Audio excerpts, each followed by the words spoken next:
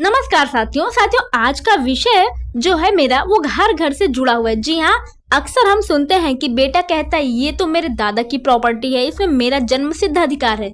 लेकिन दोस्तों, हकीकत कुछ और है। जी हाँ, सुप्रीम कोर्ट ने हाल ही में साफ कर दिया है कि माँ बाप अगर चाहे तो अपने बेटे को बेटी को संपत्ति से बेदखल कर सकते हैं। जी हाँ, आप निश्चिंत मत रहिए, माँ बाप अगर चाहेंगे तो आपको अपनी संपत्ति से बेदखल कर सकते हैं। जी, चाहे वो घर माँ के नाम का हो, पिता के नाम का हो या फिर उनकी अपनी कमाई से खरीदा गया हो, बेटा उसमें जबरदस्ती दावा नहीं कर सकता। क्यों नहीं कर सकता, कानून क्या कहता है, इसके बारे में हम बात करते हैं। देखिए, इससे जुड़ा एक कानून है वरिष्ठ नागरिकों का भरण पोषण एवं कल्याण अधिनियम। जी हाँ, ये है वरिष्ठ नागरिकों का भरण पोषण एवं कल्याण अधिनियम 2007। इसके तहत माँ बाप अगर ये साबित कर दें कि बेटा या बहू उनकी सेवा नहीं कर रहे हैं, उनका सम्मान नहीं कर रहे हैं, तो न्यायाधिकरण बेटे को घर से बेदखल करने का आदेश दे सकता है।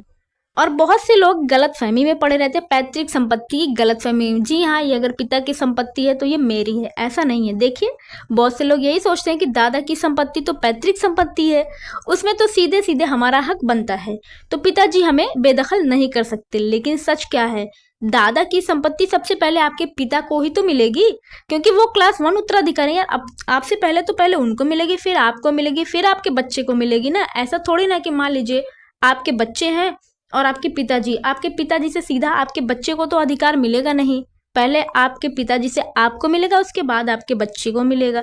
तो ऐसा तो आपके साथ भी है, अगर दादा की संपत्ति है तो पहले आपके पिताजी को मिलेगी, फिर वो संपत्ति आपको मिलेगी। तो आप इस गलतफहमी में मत रहिए कि पिताजी नहीं देंगे तो क्या हुआ, दादाजी तो मुझे देंगे, ऐसा नहीं है। पहले दादाजी से पिताजी, फिर पिताजी से आपको मिलेगी। जब तक पिता जिंदा है तब तक बेटा दादा की संपत्ति में हिस्सा मांग सकता है। और बात करें सेल्फ एक्वायर्ड प्रॉपर्टी की, जी हाँ, अगर घर या जमीन माँ बाप ने खुद की मेहनत और कमाई से खरीदी है तो उसमें बेटे का कोई अधिकार नहीं है। जी हाँ, ये भी सही है। वे अगर चाहें तो उसे बेच भी सकते हैं, दान कर सकते हैं, किसी को गिफ्ट दे दें, ये पूरी तरह उनकी मर्जी है, इसमें बेटे की कोई मर्जी नहीं चल सकती। तो इन्हीं सारी चीज़ों को ध्यान में रखे। कोर्ट भी सख्त है, क्योंकि आजकल देख रहा है प्रॉपर्टी के लिए बहुत सारे झगड़े, लड़ाई, बहुत कुछ हो रहा है, तो इसलिए कोर्ट भी सख्त हो चुका है। इतने सारे मामले सामने आ रहे हैं। जी हाँ, जहाँ बेटे और बहुएं अपने ही बुजुर्ग माँ बाप को घर से निकाल देते हैं, वृद्धा आश्रम भेज देते हैं। सोचिए, जिन लोगों ने पूरी जिंदगी मेहनत करके घर बनाया, वही बुजुर्ग अपने ही बच्चों के सहारे की जगह वृद्धा आश्रम में रहने को मजबूर हो जाते हैं। क्या इससे बड़ा कोई अन्याय और कुछ हो सकता है? नहीं। तो इसलिए कोर्ट ने कहा, अगर सेवा नहीं करोगे, इज्जत नहीं दोगे, तो घर से बेदखल भी कर दिए जाओगे। जी हाँ, और ये कोर्ट ने बहुत अच्छा डिसीजन लिया है, बहुत सही बात है। देखिए दोस्तों, माँ बाप को संपत्ति की चाह नहीं होती है, उन्हें सिर्फ अपने बच्चों से प्यार, सम्मान और सेवा की उम्मीद होती है। वो बुजुर्ग हो चुके हैं तो जमीन को लेके जाएंगे नहीं ऊपर, अपने बच्चों के लिए ही बनाया है, तो उन बच्चों की भी जिम्मेदारी होती है कि उस माँ बाप की सेवा करना।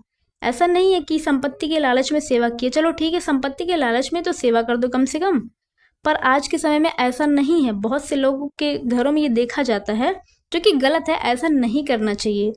तो याद रखिए, जैसा आपने अपने माँ बाप के साथ करेंगे, अपने माँ बाप के साथ, तो कल आपके बच्चे भी वैसा ही करेंगे, क्योंकि जैसा संस्कार देखेंगे वैसा ही वो भी काम करेंगे।